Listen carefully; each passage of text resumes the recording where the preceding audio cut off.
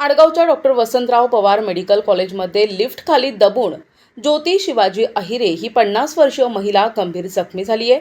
ज्योती अहिरे या रुग्णालयातच कर्मचारी म्हणून कार्यरत होत्या।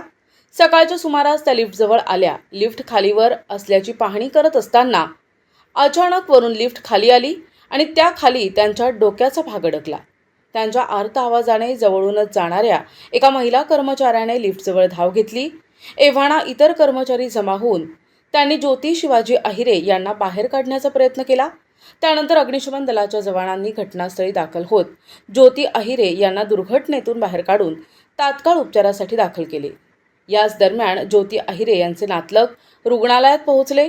घडली घटना पाहून मुलगा महेंद्र अहिरे याने हंबरडा फोडला।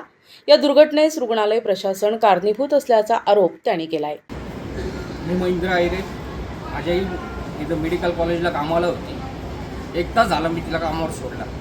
माझी आई इन्स्ट्रुमेंट घेऊन जात असताना लिफ्ट डायरेक्ट लिफ्ट तिच्यावर पडली आणि लिफ्टच्या मध्ये तिचा मुंडकं अडकलं आणि डॉक्टरांनी मला फोन करून सांगितलं तुझ्या आईचा BP लो झालेला आहे, त्याच्यामुळे तू लवकरात लवकर इथं ये। आणि पूर्ण चौकशी केल्याच्या नंतर एकाने मला सांगितलं की तुझ्या आईच्या डोक्यात लिफ्ट पडली आहे। एका कामगाराने सांगितलं तुझ्या आईच्या डोक्यात लिफ्ट पडलेली। तर मी पूर्ण मला घुसू देत नव्हते, मध्ये बघू देत नव्हता। एक सुद्धा डॉक्टर मला सांगत नव्हता की माझ्या आईला झाला काय म्हणून असं। मी पूर्ण चौकशी केल्याच्या नंतर तिथं पूर्ण रक्त सांडलेलं होतं। त्याच्यावरून माझ्या लक्षात आलं की माझी आईची जी मान आहे तर पूर्ण त्या लिफ्टमध्ये अडकलेली, त्याच्यामुळे माझ्या आईचा जीव गेलेला आहे। आणि इथले लोक सगळे खोटं बोलतात, एकही जण व्यवस्थित काही सांगत नाही आहे।